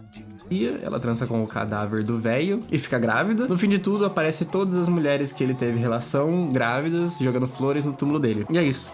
Ele conseguiu passar sua liagem adiante e com isso foi imortalizado. Aí nesse momento você tá aí: nossa, por que o Tebas falou com tanto desdém e tão rápido desse filme? Sendo que até agora ele tava aí vangloriando: pô, cinema nacional, vamos dar valor, Zé do Caixão é foda. Mesmo o segundo filme ele não tendo adorado, ele ainda gostou, destrinchou bem a história pra gente, mesmo ela sendo literalmente a mesma do primeiro filme. É simples por que eu fiz isso. Encarnação do Demônio é um dos piores filmes que eu já vi esse ano. E é com muita tristeza que eu falo isso. Que filme filha da puta, moleque. Fazia muito tempo que eu não via uma atrocidade cinematográfica desse nível. Um filme que me incomodasse tanto. Não, é papo de maluquice isso daqui, velho. Juro. Juro por Deus. Encarnação do Demônio, trocadilhos à parte, é um dos piores, mais estranhos, cringes, idiotas, ruins. Foda-se, tudo de ruim filmes que eu vi esse ano. E eu vou explicar o porquê. Mas antes disso, eu queria muito mandar a rapaziada que avaliou esse filme no Letterboxd tomar no cu. Esse filme tem 3.2 de nota. Isso não faz sentido, velho. Se a gente for transcrever, 3.2 de 5 é mais ou menos um 6.4 de 10. Aí você pensa: 6.4 não é grande coisa, Matheus. E não é mesmo. Na verdade, seria a nota de um filme mediano. Porém, no Letterboxd, o público costuma ser muito mais crítico. Tanto que o filme com a nota mais alta é o Harakiri com 4.7. Que seria ali mais ou menos um 9.4 de 10. Então não tem nenhum filme nota 10 ou que chegue muito perto de 10, tipo 9,5 pra cima. As notas do Letterboxd, na verdade, quase sempre flutuam entre 3 ponto alguma coisa. A exemplo disso, Sorria 2, que eu amo, e vocês sabem disso, se você acompanha o canal, tem 3.2 de nota também. Mas, em resumo, é isso. A galera do Letterboxd costuma ser mais crítica. Eu acho que eu uso o Letterboxd faz uns 6 anos e eu nunca vi um 10 cravado. Um filme ali nota 5 cravadão, acho que eu nunca vi isso. O que significa que 3.2 é uma nota boa. Nós estamos falando de um filme bom, reconhecido como um filme bom. E, meus amigos, isso não é um filme bom. E é muito difícil falar isso sem acabar ficando idiota ou chato, porque é aquela história, né? Arte não é pontualmente técnica, ela abrange muito também emocional. Então, sei lá, você pode gostar de torture porn e falar que eu tô sendo pedante, mas na moral, mano, isso aqui não é um filme bom, velho. Me desculpa, isso aqui não é um filme bom. Eu sempre sou uma pessoa com mente muito aberta com relação a isso. Toda vez que eu vou falar sobre um filme aqui no canal, eu sempre falo pra vocês, seja um filme que eu gostei, seja um filme que eu odiei, eu falo: isso aqui é a minha opinião. Cinema não tem como separar conteúdo e forma. Artes em geral, mas muito cinema é pautado pontualmente pela sua interpretação, o que você gosta. Você pode ver um negócio e falar: nossa, tecnicamente está bonito, mas eu não gostei, não me agrada. Por isso que eu digo que não tem como separar. Você pode assistir o Grande Hotel Budapeste, ver a técnica e não gostar daquilo, tá ligado? Independente se pra o grande público em geral, pra maioria das pessoas, ela é agradável. Isso é um bagulho que eu sempre ressalto. As coisas que eu falo aqui são a minha opinião. E é isso. Mas nesse caso, eu não consegui ser aberto artisticamente. Isso aqui é um filme ruim. Eu estou cravando. Esse filme aqui é ruim. E além disso, não é um filme nem um pouco palatável, tá? Ele não é nada fácil de digerir. Encarnação do Demônio é um filme pesado, bem difícil de assistir, e não é só no gore que moram os problemas. Mas eu vou destrinchar eles pra vocês. Mas vou começar pela opinião pessoal mesmo. Começando Começando pelo fato de que não teve nada aqui que eu gostei. E eu tô falando sobre todos os aspectos que envolvem fazer um filme e arte em geral. O filme é chato pra cacete, a fotografia é insanamente datada e ruim. Ele bebe da fonte dos remakes sombrios anos 2000, mas também tem uns traços muito estranhos de cinema brasileiro que estavam em alta na época, tipo Tropa de Elite, design de produção, maquiagem, trilha e efeitos sonoros, direção, núcleos narrativos, personagens, roteiro, atuação, mano, nada me agradou. A atuação dos Mojica como o Zé do Caixão aqui tá do nível patético. É papo de dar dó. O Zé sempre foi conhecido pelo seu jeito debochado de lidar com as coisas, mas também é um personagem verborrático pra caramba. Ele fala muito, cheio de palavras e tiradas longas, muito eloquente e tenta engrandecer tudo que faz. Ele tem essa famosa síndrome de gigantismo. E o Mojica jovem consegue transmitir essa ideia com maestria. Os monólogos dele no primeiro e no segundo filme, mas principalmente no primeiro, são lindos, são incríveis, muito bem atuados. Aqui...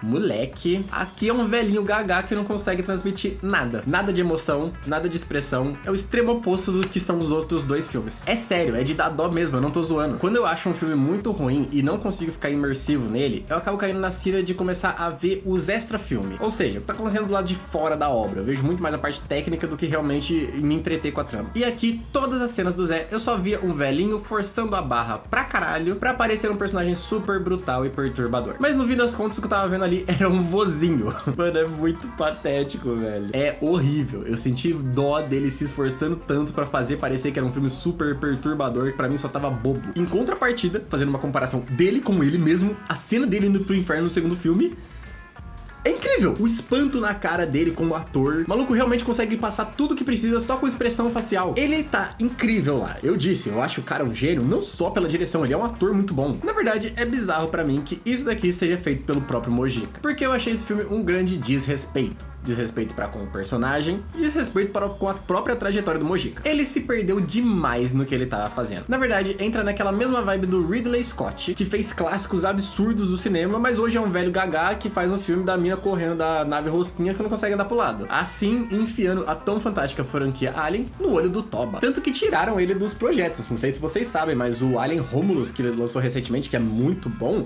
não é dirigido por ele, não é roteirizado por ele e não tem ele na produção. Esse filme, pra mim, entra na mesma categoria, quando o idealizador fica velho e não sabe mais o que tá fazendo. E assim começa a desrespeitar a sua própria trajetória. E geralmente quando acontece isso é uma mancha. É tipo o Rogério Ceni tentando ser técnico do São Paulo. Tem também um fato muito importante sobre essa obra que é: eu não entendi porque ela foi feita. Era pra fechar a trilogia, então o cara apareceu 40 anos depois pra reviver Zé do Caixão pela primeira vez com dinheiro, respeito da crítica e do público, e assim conseguir construir uma história nova pra fechar essa narrativa tão fantástica que é esse personagem. Não que precisasse, porque ele já tinha morrido no segundo filme, já tinha morrido no primeiro também, ressuscitaram pra fazer o segundo, mas enfim. E aí ele me fez um filme que não tem nada pra falar. Além dele repetir essa bosta de gimmick, que pra mim já foi uma crítica que eu fiz no filme anterior, é um problema. O maluco, de novo, pela segunda vez, tá replicando esse núcleo narrativo. O filme é sobre ele tentando sequestrar mulheres pra conseguir fazer seu filho e manter a linhagem viva. Ah, e no final ele morre, que é um bagulho que acontece em todos os outros filmes. Na verdade, é a mesma trama, só feita de uma forma diferente. Mas aqui ainda é bem pior pra mim. Porque, tipo assim, ele até rabisca essa ideia do Zé neonazista de novo, mas ele fala, tipo assim, 2 vezes sobre isso. O filme não é sobre isso. O filme é um torture porn, tipo Albergue, tipo Martyrs da vida, que inclusive vieram antes e com certeza influenciaram na construção estética desse daqui. Então, sinceramente, eu não entendi. Parece, na verdade, um catálogo de efeitos práticos grotescos que o Mojica sempre quis fazer, mas nunca teve dinheiro pra. Parece isso do que qualquer outra coisa. Não parece um filme de verdade pra mim. Ele até fecha com o personagem morrendo e as minas tendo filho, mas honestamente, foda-se, não significa nada, porque no fim das contas o filme não é sobre isso, ele nem quer falar sobre isso. E isso deixa pra mim um gosto muito forte de obra desnecessária. E aí quando entra nesse aspecto, já é uma atrocidade. Fazendo uma comparação com obras que eu odiei também, que eu vi esse ano, o Tarô da Morte tem a mesma vibe, tá? Filme desnecessário. Na verdade, pra vocês terem noção, dos filmes que eu assisti esse ano, que eu dei nota meio, que são obras que eu prefiro comer um cacto sem tirar os espinhos do que reassistir, estão os seguintes: A gente tem o Tarô da Morte, que foi feito só por causa do capitalismo. O filme não tem nada pra te passar, é só um terrorzinho clichê e pipoca no mais genérico possível, nível mais alto de genérico. Só existe pra cumprir catálogo de streaming e se não fosse o capitalismo, ele não existiria. Aí tem o Dragon Ball Evolution, que pra mim é um desrespeito com uma das obras mais importantes da minha infância e do mundo em geral. É um dos desenhos mais famosos e incríveis já feitos, e aí lançaram isso daqui. Tem o The Invitation, que é um filme chato, na verdade acho que é o filme mais chato que eu já assisti na vida inteira, e eu tenho um problema enorme com um filme chato. Eu prefiro ver um filme ruim do que um filme chato. Eu preferia reassistir Dragon Ball Evolution do que The Invitation. Esse filme tem tipo 1h40 e pra mim parece que ele durou 15 dias. A arte, pra mim, não pode ser chata e monótona nesse nível. Não dá. Senão vira mediocridade demais e aí, nossa, nem arte. E o The Exam, que aí é um problema extra filme. Porque além dele ser, sim, chato pra caralho, ser um lixo, o filme tem uma mensagem ridícula sobre neoliberalismo. Grandes empresas farmacêuticas são mártires por terem que tomar decisões difíceis pra cuidar da população. A Pfizer virou o próprio Gandhi agora, nossa senhora. Quando na realidade, as grandes empresas não estão nem aí pra você. Na verdade, ela quer mais é que você se foda, ela só quer fazer dinheiro. Principalmente a indústria farmacêutica. Então é um filme muito asqueroso, com uma mensagem de merda, e eu quero que essa mensagem liberal vá tomar no cu. E aí tem esse filme aqui. É muito triste falar isso pra vocês, velho, mas pra mim, esse filme tá na mesma categoria. É um filme nota meio. Não precisava existir, não tem motivos pra ele ter sido feito. Ele não tem nada pra me falar. De quebra, ainda é um filme super chato. É um filme desrespeitoso. Ele tem todos os outros elementos dos outros filmes ruins. E você pode até pensar, nossa, mas você falou que o filme tem um monte de gore. Isso é impactante, não é? Não. Quando você usa demasiado um recurso cinematográfico, ele acaba ficando genérico. Tem tanto gore e torture porn na tela que ele não impacta mais, ele só fica bobo, na verdade. Chegou uma hora que eu tava assim, oh meu Deus, tripas, uau, o que mais você tem pra me falar? Olha só, uma mulher fudiu o cara. Uau, subiram aquele mano por um gancho. Tortura, que incrível. E chega no ponto de perder a função como recurso de linguagem, velho. Além disso, tem um negócio muito chato que eu tenho que falar. Os primeiros 40 minutos dessa bomba, ele tenta falar sobre 15 coisas diferentes. Tem ali a mensagem de choque temporal, porque o Zé ficou 40 anos na cadeia, e aí quando ele sai, existem celulares, existe carro, etc. Virou um mundo tecnológico. E aí parece que o filme vai falar sobre isso, que por sinal é uma mensagem real. Na sociedade que a gente vive, eu nem tô passando pano pra bandido não, tá? Mas é uma mensagem real. O próprio Um Sonho de Liberdade fala sobre isso também. Pessoas que vão pra cadeia, ficam 20, 30 anos lá, e quando saem, o mundo é literalmente outra coisa. E por sinal, é um tema narrativo interessante que você pode se aprofundar como tese principal, inclusive, se você quiser. Mas ele não vai fazer isso, na verdade existem duas cenas ali, cada uma de 1 minuto, que ele finge que vai abranger esse tema e depois, pum, descarta, tá tudo bem, e o Zé não liga de estar 40 anos depois no futuro. Aí o filme também finge que vai falar sobre a polícia corrupta e fascista no Brasil, com os personagens estereotipados que obviamente são uma sátira à polícia brasileira, os velho milico ali, racista e fascista que sobe o morro pra matar criança. Mas, nossa, mais canastrão impossível, velho. Fala também um pouco sobre a corrupção da polícia, porque esses caras recebem propina dos traficantes. Aí em cima disso parece que ele também vai rabiscar um pouquinho de uma faceta diferente do Zé, tipo meio que transformar ele num anti-herói, porque existe essa característica pré-estabelecida dele amar crianças e os policiais fascistas matam crianças. Aí você pensa, nossa, vai ter um choque nisso, vai gerar um confronto, talvez até mude um pouco o Zé, tenha um arco de personagem pra no final ele não ficar mais tão sádico. Não, isso nunca acontece, na verdade a característica dele amar crianças é bem esquecida aqui, tá? É totalmente jogado fora e o filme não se lembra mais que ele tem isso. Tem um pouco também daquele aspecto que tanto influenciou esse diretor dos monstros clássicos da Universal e expressionismo alemão, só que dentro de uma ótica mais atual, lá pros anos 2000, com esse calabouço dele. Tem também os 4 capangas, mas que no final não importa, eles nem têm nome. Então é isso. Os primeiros 40 minutos o filme fala sobre tudo isso, ele finge que vai falar sobre um monte de coisa, pra de repente jogar todas essas ideias no lixo e virar um filme de gore e torture porn. E mano, o papo de que pro final do filme ali tem cena que é tipo assim, 2 linhas de diálogo dos policiais fascistas, aí troca 5 minutos de torture porn. Diálogo, torture porn. Diálogo, torture porn.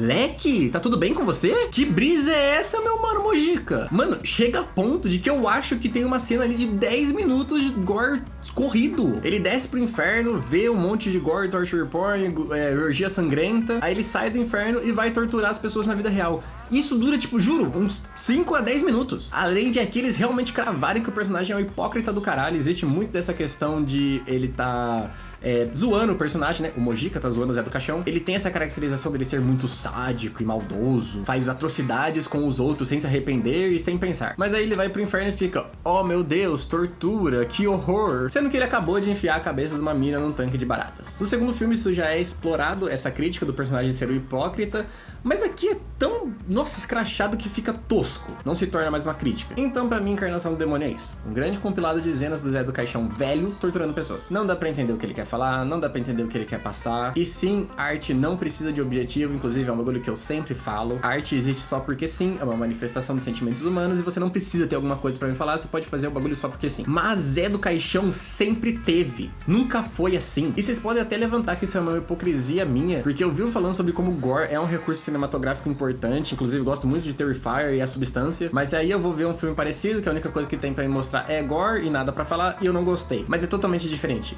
Terrifier é sobre isso, é sobre gore. O filme nunca teve a pretensão de querer te falar sobre mais alguma coisa. Ele é um filme que tem gore e torture porn pra te passar, e ponto final, sempre foi isso. É a única coisa que Terrifier tem pra me entregar, e é isso. Então no que ele se propõe a ser, o que ele se propõe a fazer, ele é fantástico. Além de que são filmes que não se levam nem um pouco a sério, tá ligado? E outra coisa importantíssima é que ele sabe muito bem como usar esse recurso. Terrifier faz isso de forma pautada. Não é um compilado de 30 minutos seguidos de gore em tela. Ele vai escalonando o que ele tá fazendo. O terceiro filme, que é o meu favorito, que eu mais gosto, óbvio, né? Se é o meu favorito, é o que eu mais gosto. Ele começa com uma cena de gore tradicional ali. Marretada na cabeça, tripas voando, esfaqueamento. Aí pro meio do filme tem uma cena da mina se masturbando com uma faca.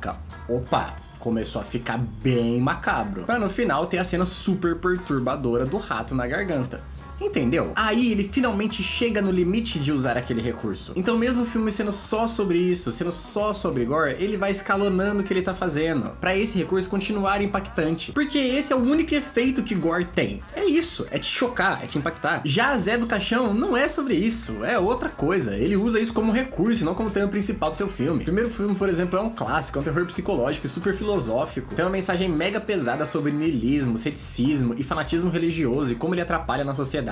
Existe uma reflexão séria ali que eu nem trouxe, porque, tipo, é um bagulho que não dá pra eu conversar comigo mesmo sobre isso, eu nunca ia chegar num consenso, é um negócio que tem que ser discutido com outras pessoas. Mas o filme realmente se faz pensar sobre, pô, será que o Zé tá certo no que ele tá fazendo? Na questão do ceticismo, lógico.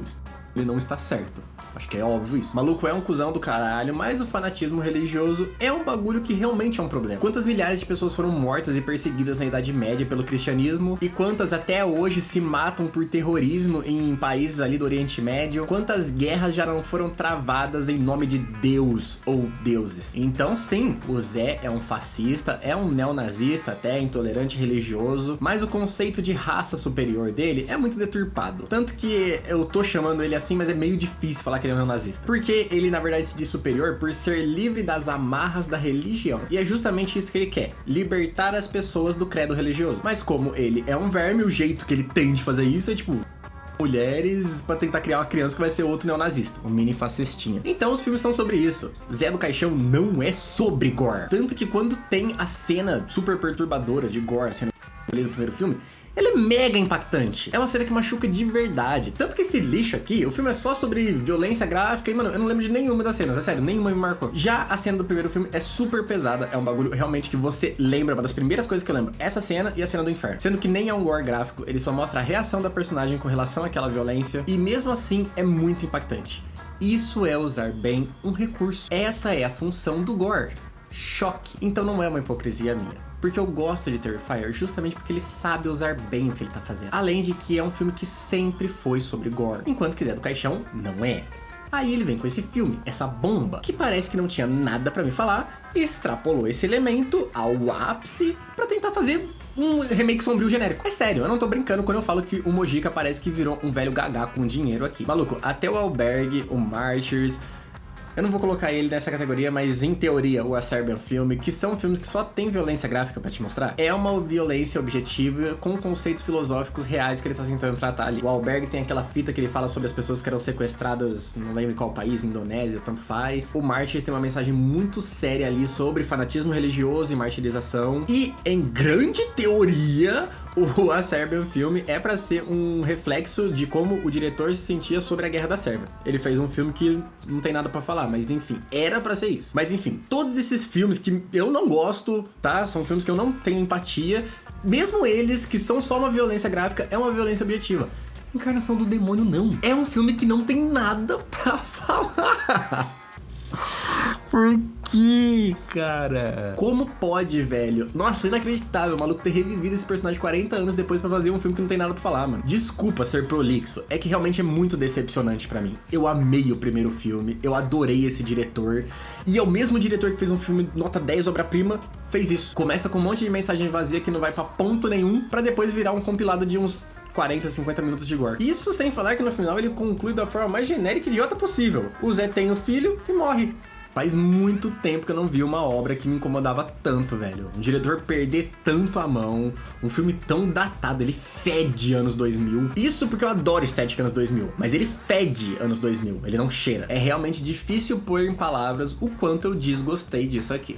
E eu tô sendo chato justamente porque eu gostei muito dos primeiros filmes. Eu amo cinema brasileiro e eu quero que o bagulho seja foda e seja mais reconhecido do que ele é, porque a gente merece isso. E pras coisas serem boas, a gente tem que criticar, velho. Não dá pra só passar a mão na cabeça e falar, tá tudo bem, você fez um filme medíocre. Não, mano, o filme é ruim. A galera, ainda mais dentro do nicho da internet, parece que tem um medo enorme de, tipo, mostrar quem você é de verdade com medo da repressão. Ai, meu Deus, se eu criticar alguma coisa que é muito foda, eu vou ser cancelado. Tipo, não pode falar mal de obras fantásticas porque tem um respeito cultural. Não existe isso, mano. A gente tem que ser real, falar o que realmente pensa. E isso aqui é o Matheus falando, tá? Não é mais o personagem Teba. Já joguei de lado, sou eu mesmo. Este filme é um grande pedaço de bosta. Eu acho isso veementemente. E eu senti muito isso, que parece que as pessoas deram notas boas pra esse filme justamente por causa disso. Zé do Caixão é um personagem icônico, o cara não teve o reconhecimento, o Mojica no caso, das coisas que ele fez em vida, quando ele ainda era jovem, que ele fez obras fantásticas. Aí ele fez esse filmeco de merda e a galera, nossa, vamos falar que é bom pra ele não ficar chateado. Mano, não é assim que funciona, vamos valorizar as coisas boas mesmo que ele fez. Isso aqui não é bom. Eu li a crítica da galera que deu nota 10 ali, nenhuma me conheceu, e eu tenho feito um exercício muito forte ultimamente de tentar entender o lado das outras pessoas, não é nem brincadeira. Ler crítica, ver muito vídeo de gente que tem um ponto muito diferente do meu, e tentar entender o que ela tá falando ali, e eu tenho caído, tipo assim, num negócio muito legal, eu realmente tenho apreciado isso. O Quadrinho na Sarjeta é um canal que eu me apaixonei. Muita coisa que ele fala ali eu não concordo, mas, mano, o cara tem argumentos tão bons, ele fala tão bem que, tipo, adorei, e eu continuo vendo, mesmo ele falando sobre opiniões bem diferentes das minhas. Mas aqui, realmente, ninguém conseguiu me convencer de que isso aqui é um filme bom. Eu continuo achando que é uma grande bosta, grande. Eu realmente sinto que a galera deu nota boa por dó. E outra coisa, inclusive, mano, última coisa que eu vou falar, tô cansado já de falar mal desse filme aqui, mas tem esse aspecto muito esquisito que ele tenta trazer muita dualidade pros personagens. É um bagulho que ele já tava rabiscando no segundo filme, de tentar fazer o Zé ser um pouco mais humano, mesmo ele sendo um vilão super esquisito. Aqui ele também faz, só que com todos os personagens. Ninguém é só mal, ninguém é só bom, todo mundo é cinza, nós temos luzes e trevas dentro de você. Então ele brinca com a ideia de desmascarar a hipocrisia da sociedade, como se isso fosse amenizar os crimes do Zé do Caixão. Então os policiais ali estão atrás dele, querem matar o Zé, mas eles são os fascistas que sobem o morro pra matar crianças. O padre tá querendo mandar o Zé pro inferno, mas ao mesmo tempo ele é um fanático religioso e sadomasoquista. Mas meu amigo, a gente acabou de ver o Zé torturando, fazendo um monte de atrocidade bizonha com as pessoas. Não dá pra ter empatia com esse personagem. Essa mensagem não vai funcionar aqui, velho. Na verdade, esse filme é o auge. Eles conseguiram fazer o Zé mais asqueroso possível. Quer dizer, em teoria, tá? Eu acho bem forçado, acho do primeiro filme mais asqueroso. Mas se nos outros filmes existia uma gota de chance de você ter um pouco de empatia por ele, aqui é literalmente impossível. O cara é o demônio, inclusive o personagem tá muito descaracterizado pra mim. Se eu já achei o primeiro e o segundo filme bem diferentes da caracterização dele, parece que são dois personagens diferentes, aqui então, nossa, não dá pra reconhecer, não parece Zé do Caixão. Ele sempre foi um cara cético, e ceticismo diz respeito a tudo, tá? Não é só não acreditar em Deus, é não acreditar no sobrenatural também, não acreditar no demônio. Na verdade, é um dos pilares desse personagem, e isso, ele não acredita nos fantasmas, mesmo quando eles estão na cara dele. Mas aqui ele virou um satanista. Tipo, ele transa com a mina no meio de um banho de sangue, ele vai pro inferno e nem questiona nada que tá acontecendo. Parece, na verdade, que realmente ele aceitou o sobrenatural e até gosta. Ele virou, tipo, um satânico. É isso. Tanto que no fim ele morre e a sombra dele meio que aparece como um fantasma pra atormentar o padre. Nem entendi essa cena. A trama também dele sendo atormentado pelos fantasmas não dá em nada aqui. Na verdade, tem muitos momentos que ele fala pro Bruno que, tipo, ele realmente viu o sobrenatural, que ele tá aceitando isso. Descaracterizaram ele. Tem também a merda da cena do confronto final, que o Zé tá duelando ali contra o outro policial e o maluco literalmente coloca a arma na cabeça dele, vai matar o cara, mas não atira porque clichês. Mano, por que caralhos isso? Só faz o filme ficar mais datado. Escreve o roteiro de uma forma diferente, então, se você quer fazer isso. Não faz o policial colocar a arma na cabeça dele pra ficar assustadinho com os fantasmas, velho. Isso não existe, isso não aconteceria. O cara não ia nem pedir pro Zé falar quais são suas últimas palavras. Ele ia matar o maluco. Se o filme quer quer ser verossímil, então seja, de verdade. Se não quer ser, pelo menos tenha condizência e coerência com o que você tá falando. Ai, mano, que filme de merda. Esse filme aqui também é mal dirigido pra caramba, mano, o que ele é mal dirigido é brincadeira, tá? Uma direção amadora, não dá pra acreditar que seja o Mojica que fez isso. E na real, quer saber? Tem muitas outras coisas que eu podia falar de negativo. Na real, eu poderia ficar 1 hora aqui falando mal desse filme e eu não tô brincando. Ele tá muito fresco na minha cabeça, tem inúmeros problemas esse filme, ele é uma grande merda e eu poderia ficar o tempo todo aqui, ó, filme ruim, que não sei o que, tem isso. Mas eu não vou fazer isso. Eu cansei e não só não é legal ficar falando de filme ruim, porque eu não sei se as pessoas gostam de ficar vendo esse tipo de coisa. Tipo, eu às vezes gosto, né? Mas tem que ser uma obra que realmente não me incomode pra eu ficar vendo uma pessoa realmente falar muito mal dela. Como também é um exercício super chato pra mim. Ficar tipo, nossa, que filme merda, por causa disso, ficando levantando argumentos. Apesar de eu fazer muito isso, é um exercício ruim e eu não vou fazer isso aqui não. Portanto, é com muita tristeza que eu falo pra vocês que esse filme é uma grande bomba. Uma atrocidade cinematográfica. É inacreditável que seja o mesmo diretor que fez aquela obra-prima do primeiro filme. O segundo filme também é bom, apesar dos problemas, é um filme bom. Fez isso daqui. Eu nunca tinha visto um diretor perder tanto a mão. Deu 5 páginas só de crítica de eu falando mal desse filme. Acho que eu não gostei. No fim das contas, isso foi uma descoberta muito inesperada pra mim. Eu não sabia o quanto o José Mojica Marins, o quanto o Zé do Caixão era foda. Então, apesar de eu ter visto um dos piores filmes da minha vida sendo dele, eu vou ignorar que isso aqui existe e vou falar que o saldo final é positivo. Porque eu vi uma obra fantástica que é O A Meia-Noite Levarei a Sua Alma, e o segundo filme também é bom. Ou seja, vou apagar da minha memória que aquela bomba existe, não é uma trilogia, é só 2 filmes, e é isso, foda-se. Mano, que filme ruim, velho. Ele muda totalmente o paradigma pra construir uma obra com apelo comercial, que lixo. E com muito carinho e respeito, eu deixo aqui o meu obrigado pelo Mojica. E me desculpe por ser fã de terror e demorar tanto pra ver suas obras. Mas isso foi um abre-portas pra eu conhecer toda a sua cinematografia. E apesar de hoje você não estar aqui pra poder ver o que eu tenho pra falar pra você, você é um cara foda. Então, fora da obrigação de ter que assistir filme pra fazer vídeo, eu com certeza pretendo ver os outros dele. O ranking é óbvio, eu amei o primeiro filme, odiei o último. O segundo é bom. E como último vídeo dessa primeira linha que eu tô testando de temas de filmes, nós fechamos o franquias trash de terror. E o resultado que eu senti desse conglomerado de vídeos é o seguinte: eu odeio assistir franquia. Mano, eu tenho um problema enorme com continuação, com assistir franquias. E que bom que o carro-chefe do meu canal, não que ele seja um canal grande, eu nem ganho dinheiro ainda, mas tipo assim, eu não entrei nessa sina igual o canal Piuí de só falar de franquias. Meu Deus, na verdade, hoje eu respeito muito aqueles moleques por fazer isso. É sério, eu não conseguiria que os meus vídeos fossem ficar falando de franquias. Eu já teria deletado o canal faz tempo. Além de sempre as franquias ficarem chatas, nossa, é muito raro uma franquia continuar muito boa. Quase todos sofrem desse mesmo problema pra mim, e não é específico de trash anos 80, é tipo assim, continuações de filme em geral. Eu sou uma pessoa que gosta muito mais da trama intimista, existencialista e objetiva. Acho ok os segundos filmes que tentam fazer a continuação maior e melhor, tipo o Chuck 2. Achei legalzinho a estética. O Zé do Caixão 2, legalzinho. Basket Case 2, ruim. O Evil Dead 2, obra-prima, mas é o único também que conseguiu fazer isso. Até porque pra mim o maior problema desses segundos filmes é não entender a essência da obra clássica e o que faz ela ser um clássico. E no meio disso sempre vai ter umas atrocidades, né? Tipo, porra, existe atrocidades ali. Tem o Chuck...